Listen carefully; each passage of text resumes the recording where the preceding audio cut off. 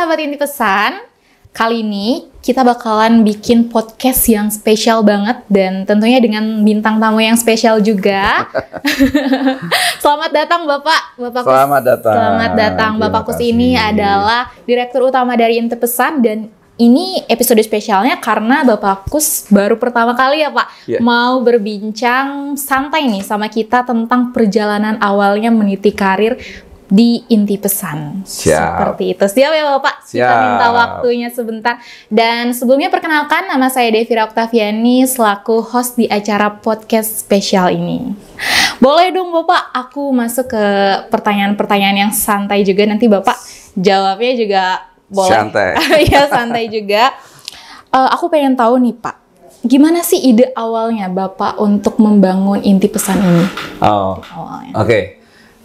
Ini memang sahabat Inti Pesan. Jadi saya diharapkan untuk teman-teman di kantor itu, Pak, cerita tentang perjalanan Inti Pesan. Nah ini karena sudah hampir 30 tahun, nanti bulan September Inti Pesan itu sudah 30 tahun. Sudah 30 tahun. Ini banyak by request lah ya Pak. Jadi seringkali saya juga kok bisa ya sampai 30 tahun? Saya bingung sendiri, artinya saya itu nggak punya keahlian apa-apa ya, tapi semangatnya itu ya mungkin seneng kali ya, karena seneng itu yang membuat sampai saat ini masih ada Inti Pesan. Kalau 30 tahun itu mestinya kalau perusahaan besar wah luar biasa ya kan, karena Astra sendiri baru ya 68 tahun, jadi mestinya wah, tapi ternyata kok nggak hebat itu kan. Ya, ini kan karena kita memang perusahaan UMKM. Wah. Jadi gini, kalau boleh saya ceritakan tentang Inti Pesan ya. Awalnya itu kita lahir pada tahun 95 waktu itu ya, 95. Saat itu saya putuskan untuk menjadi wirausaha ya, karena berbagai macam pekerjaan itu sudah, bukan berbagai, ada beberapa profesi yang sudah saya lalui. Terus saya kepikiran kalau saya tetap jadi eksekutif kayaknya nggak terlalu kompetitif diri saya. Itu saya menyadari, ya. Tantangan dari diri sendiri awalnya berarti Pak? Saat itu saya menyadari saya ini kalau kompetitif di perusahaan profesional besar itu pasti kalah. Karena kenapa? Waktu itu saya kerja contohnya saya pernah kerja di Pembangunan Jaya ya, itu mereka itu lulusan dari Amerika, dari Inggris gitu, sementara saya ya dari Indonesia, kan gitu. Saya ngeri juga nih, wah, maka ada muncul saya harus jadi wirausaha, tapi kapan saya belum tahu, mengalir saja. Nah, suatu ketika karena ada peluang saya sempat di media juga di majalah Tempo, saya pernah menjadi seorang bisnismen di situ, jadi salesman gitu ya. Terus akhirnya di situ saya diambil alih oleh satu perusahaan yang bikin media, ya, akhirnya sana saya bekerja juga. Jadi saya pernah bekerja itu di Pembangunan Jaya, pernah di Mustika Ratu, pernah ikut bule juga, Planshet Riset. Keren banget tuh. Kemudian saya di majalah Tempo, kemudian diambil oleh kelompok Eka Muda, waktu itu bikin majalah Prospek, gitu kan. Sampai akhirnya kita dari mulai mendirikan sampai majalah itu ditutup. Waktu itu ya. Kemudian saya ikut salah satu pendiri Prospek juga, namanya Mas Muklis Gumilang. Dan mereka masuk ke sini bikin perusahaan lah, bukan di bidang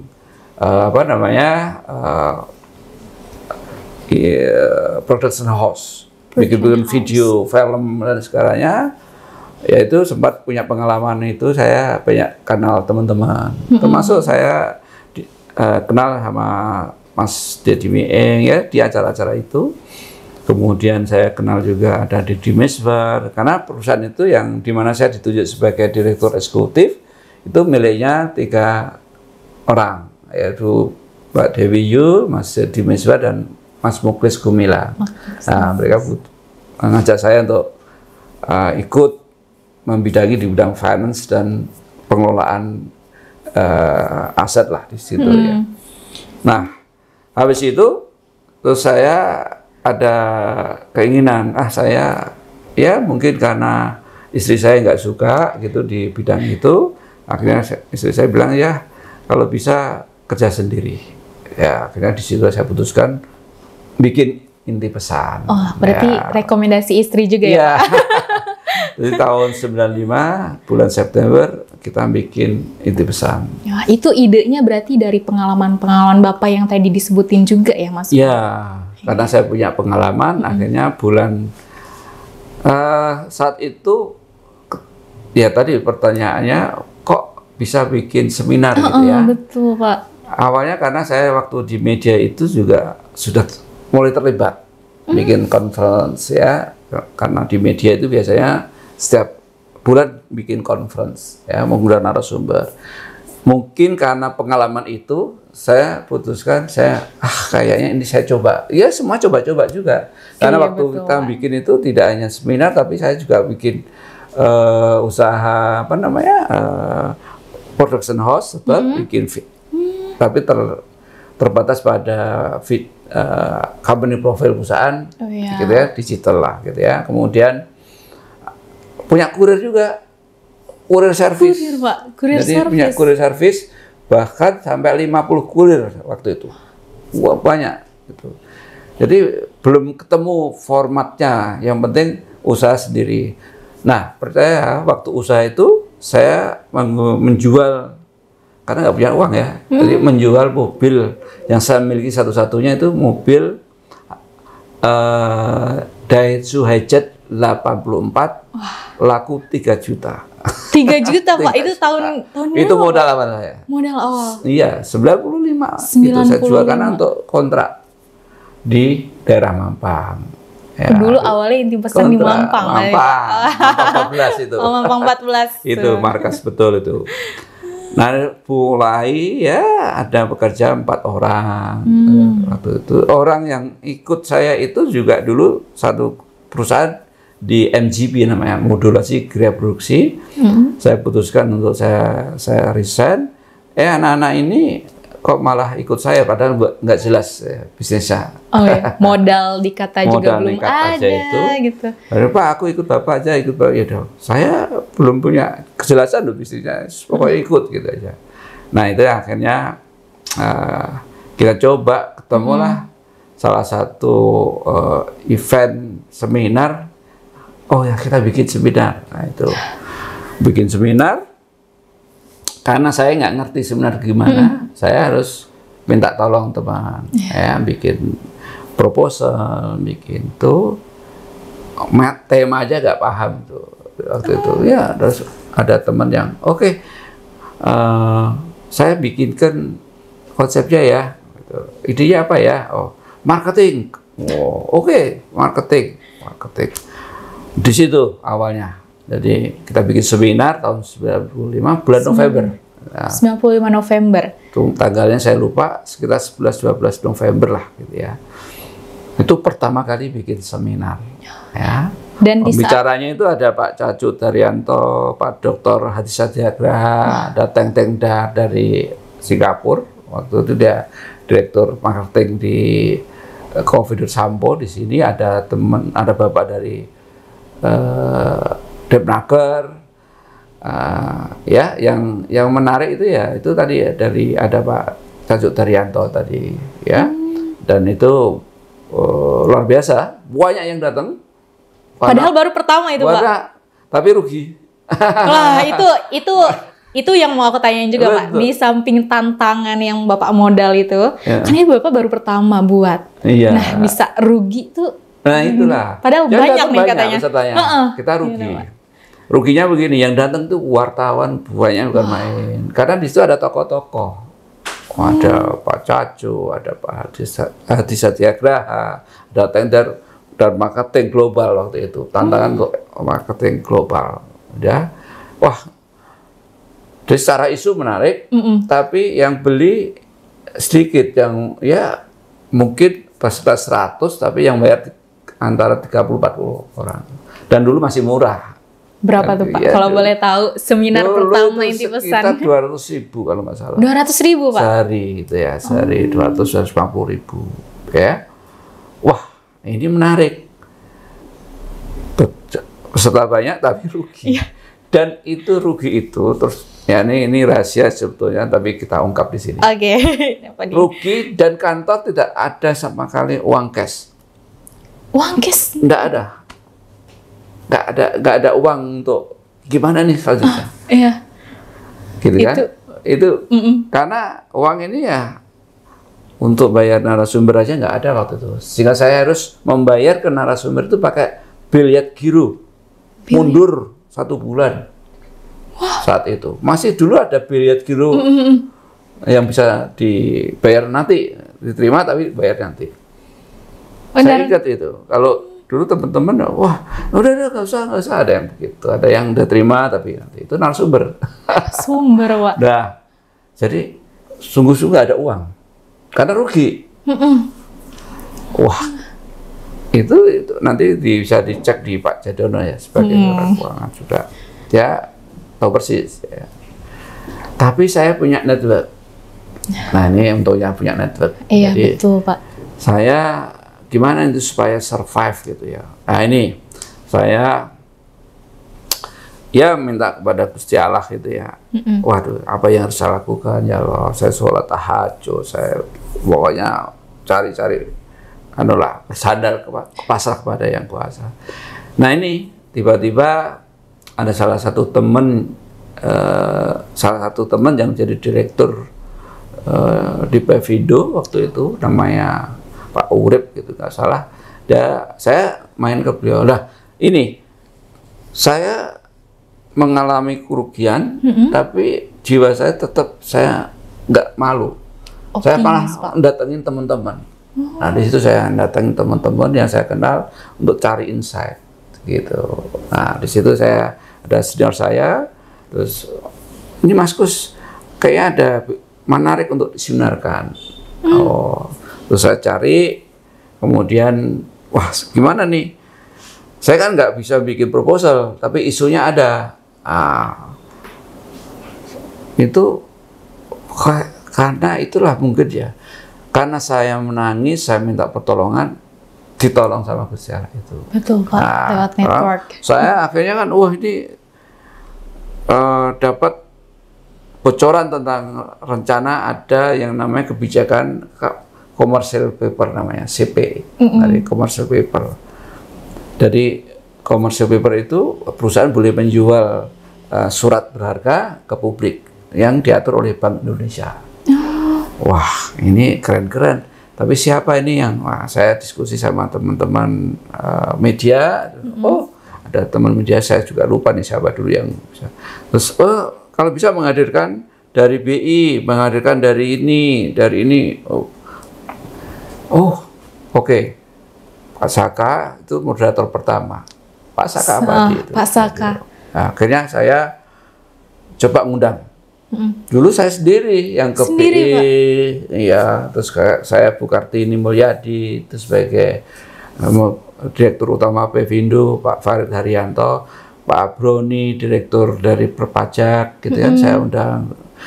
Saya nggak tahu ya, surat itu diterima dan dia langsung confirm mau. Kayak undang temen aja. Padahal saya nggak siapa-siapa. Itu luar biasa. Jadi, undang top-top orang, siapa yang nggak kenal Pak Bu Kartini Mulyadi? Seorang notaris terkenal di Indonesia dan termahal di Indonesia saat itu. Wow.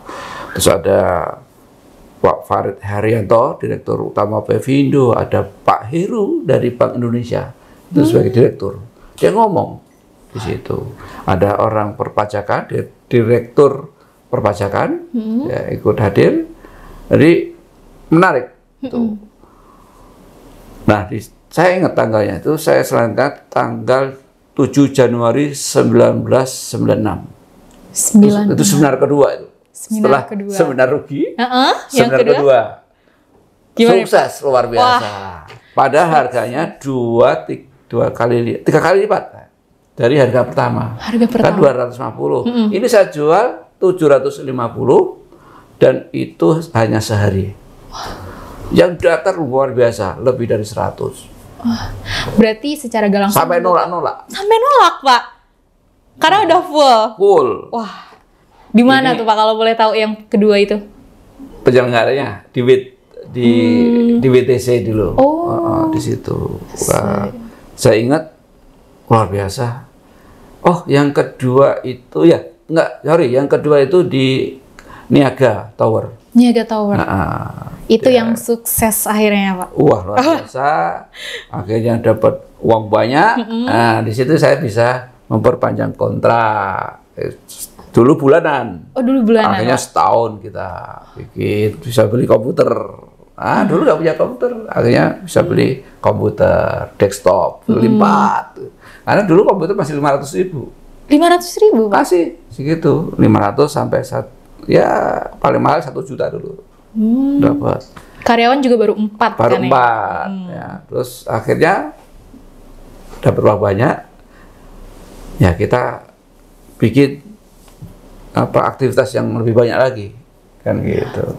Kita bisa bayar iklan di Kompas itu karena temen.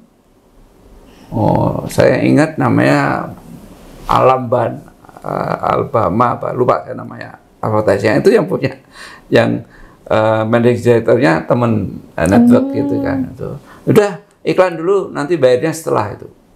Nekat, iklan itu 3 juta.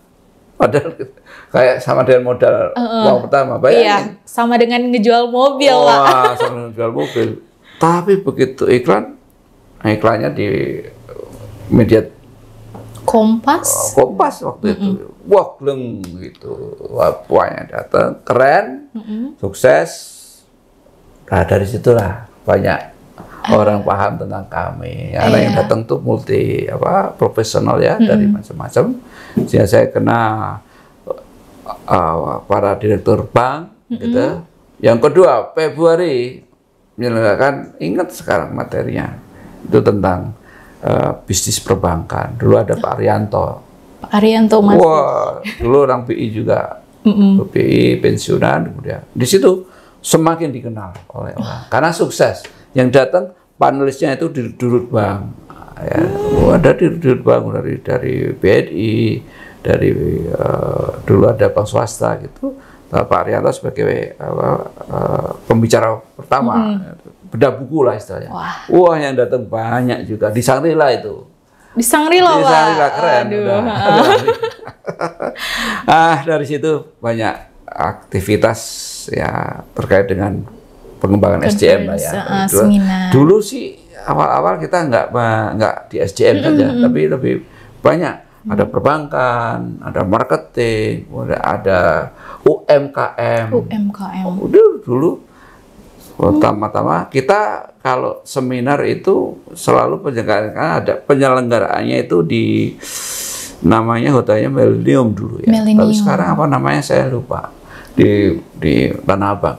Oh, di Tanah Abang dulu, Pak. Yang pojokan itu ya, masuk itu. Di BI masuk Ponsire itu Millennium dulu namanya. Millennium. Oh, itu kalau pesan seminar 100 terus. Dari situ kita 96, 97. Wah, 98 ada Krismon. Nah, gimana Pak? Apakah terdampak? Ingat nggak Krismon itu? Aku belum lahir. Aku belum lahir, belum. Wah, Insya Allah, belum lahir. Makanya kita coba biar aku ada gambaran 98 dulu. 98 itu ada peristiwa di mana dolar dari 2.500 melonjak jadi 15.000. Oh. Jadi semua kelabakan. Kelabakan agak susah lah perusahaan itu. Jadi ada macam-macam waktu itu Menkyu-nya kalau nggak salah Pak Mari Pangestu ya. Jadi ada persoalan uang, ya kan? Harga dolar naik. Itu banyak perusahaan-perusahaan yang ikat pinggang, ya, mengencangkan ikat pinggang. Salah satu kalau perusahaan ikat pinggang itu biasanya yang di-cut duluan adalah biaya pengembangan SDM. Oh, aduh. Jadi nggak ada training, nggak ada seminar, sepi. Ya ada orang ngirim-ngirim. Sama sekali juga nggak ada. Wah, kalau gitu ini gimana ya, orang pada nggak spend, supaya karyawan itu tetap ada aktivitas atau ada pemasukan perusahaan, saya bikin warung. Warung, Pak? Warung, bikin warung. Beralih dulu? Beralih sementara. Sementara. Untuk ngisi kekosongan itu, warung namanya warung soto. Warung soto? Bikin soto juga, warung soto. Di kantor? Oh enggak, beda. kita sewa, karena udah punya duit tadi. Dari sewa, di Mampang sama di Kalibata. Oh, di Kalibata. Jalan Pahlawan itu, depan makam pahlawan itu, kita dua. Saya ingat itu. Wah, di situ malah tambah karyawan. Malah nambah karyawan, Kan, Pak? satu warung itu minimal 10 orang. Jadi 10 ya 20 orang. Iya. Supaya ada aktivitas. Jadi waktu itu teman-teman di saya dari kampus, saya teleponin, oh ini aku bikin, wah datang mereka makan, support lah. Nah disitulah termasuk Pak Hermawan Kertajaya itu kemana-mana selalu ngomong gitu bahwa saya ada punya temen EO sekarang ini posisinya sedang jualan soto. Akhirnya saya dikenal oleh media, akhirnya banyak wawancara, saya diwawancari oleh media itu waktu itu. Jadi ada itu saya bawa bagi apa itu. Tapi pada aktivitasnya saya itu kalau jam 12 baru datang jadi kasir. Jadi kasir, Pak? Kasir. Dua itu ada macam-macam. Jadi seru juga ya. Nambah pengalaman juga. Dari dua tempat akhirnya ada aktivitas. Nah setelah 6 bulan kayak recovery mulai. Jadi nggak seperti tahun 2019 kemarin ya. COVID kemarin. Itu kan sampai 2 tahun. Iya, betul, ini 6 bulan sudah ada mulai permintaan training.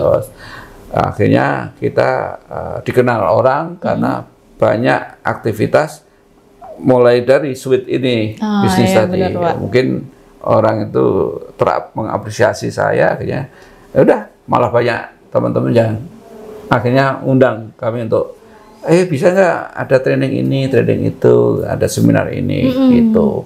Bahkan ada yang bikin event ini dong, kita ikut. Baik request juga bisa, Pak? Baik request juga dulu. Itu kira-kira. Berarti nih Pak, yang aku tangkep Bapak tuh melihat perusahaan di bidang IO ini, apa karena dulu tuh Bapak sudah melihat ada peluang di situ atau memang ketertarikan awalnya pengen mendalami bidang ini gitu, Pak? Nah, enggak, sebetulnya enggak ada.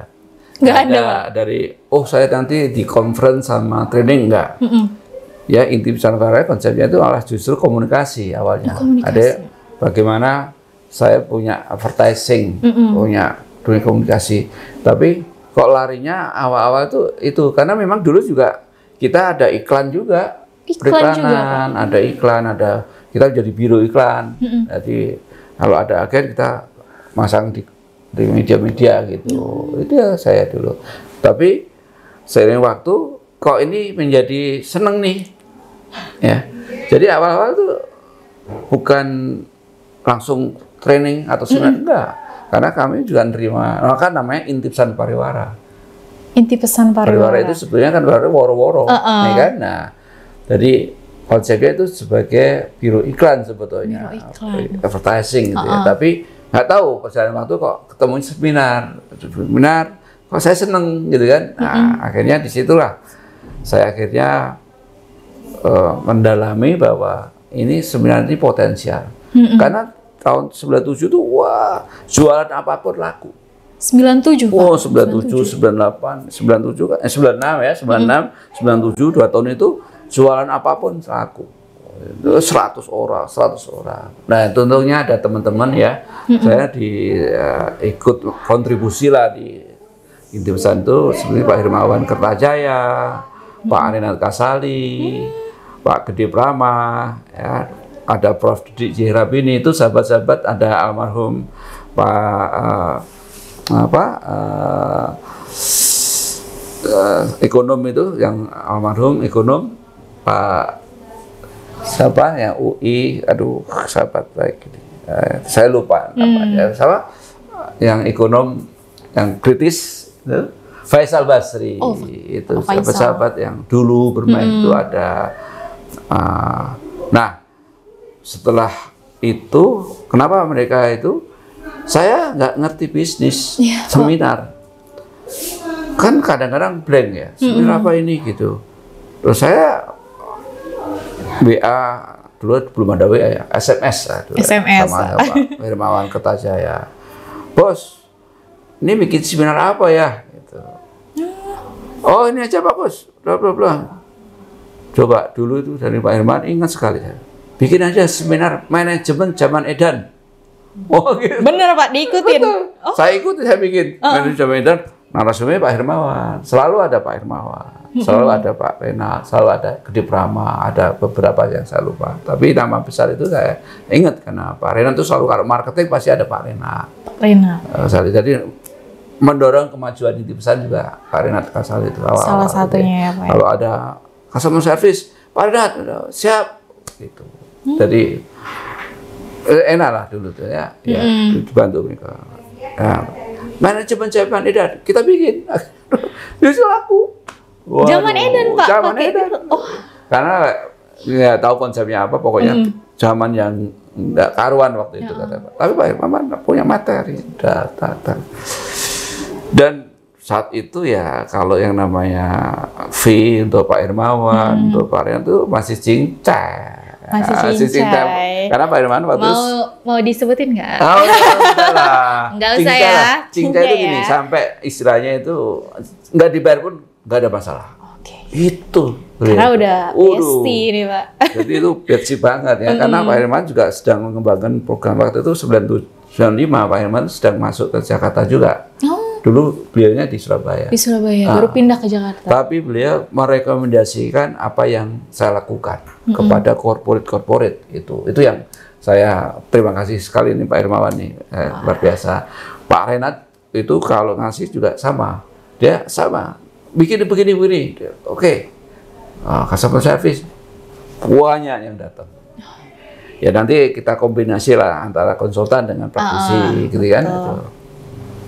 Itu sahabat-sahabat yang ya Pak Gede Prama, tapi sekarang saya juga kehilangan komunikasi dengan Pak Gede Prama. Beliau juga luar biasa waktu itu. Jadi akhirnya ada nama-nama baru, nanti akan saya lanjutkan di episode berikutnya. Nama-nama baru artinya pembicara baru yang saya temukan pada saat perjalanan itu. Termasuk kalau boleh saya sampaikan ada namanya James Gui. Itu tahun 97 saya mengekspos beliau dan dia senang sekali waktu itu. Ya, itu akhirnya udah dikenal banyak orang karena teman-teman juga orang-orang hebat. Jadi selalu membawa nama Inti Pesan di sana. Betul Bapak. Gitu. Berarti selain modal uang yang tadi Bapak bilang, modal networking juga perlu banget ya Pak. Itu. Saya kadang-kadang bingung juga. Kok bisa ya 30 tahun dan sekarang kita alhamdulillah ya punya kantor sendiri. Nggak ada kekuatan apa yang saya miliki.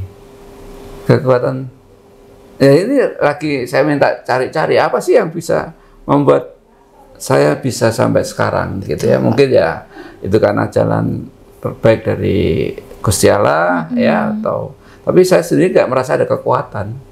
Yang tadi paling kalau yang sekarang ini yang saya yakini mungkin trust ya. Trust. Saya ngomong apa adanya. Kalau nggak punya, ngomong jadi nggak ada sikap tricky. Itu mungkin ya, tapi kan nggak mungkin dari saya. Itu yang saya pikir dari orang lain tuh. Kenapa gitu? Itu yang mungkin kamu cari. Ridho istri juga Pak. Ridho istri betul. Betul Pak, ridho istri juga. Karena itu juga ridho ya. Nah itu mungkin bisa dicarikan juga nih. Artinya testimoni dari teman-teman di luar sana tentang Inti Pesan ya. Kok saya juga bingung gitu, kenapa bisa. Berarti kita tinggal nyari feedbacknya nih ya Pak, dari teman-teman yang lain. Itu sih kira-kira perjalanan saya sampai hari ini. Ya mudah-mudahan apa yang saya sampaikan menjadi bagian dari pembelajaran juga teman-teman yang lain ya. Siap gitu. Bapak. Tamu spesial kita masih tetap Bapak Agus, tapi dengan pembicaraan yang lebih dalam dan lebih menarik lagi. Jadi buat teman-teman semua, sahabat Inti Pesan, ditunggu untuk part selanjutnya di episode yang lebih dalam dan bakalan lebih bocor lagi dari Pak Agus ya. Baik, terima kasih Bapak. Terima kasih. Siap, saya Devira Oktaviani dan Bapak Agus selaku Direktur Utama Inti Pesan undur diri. Bye-bye.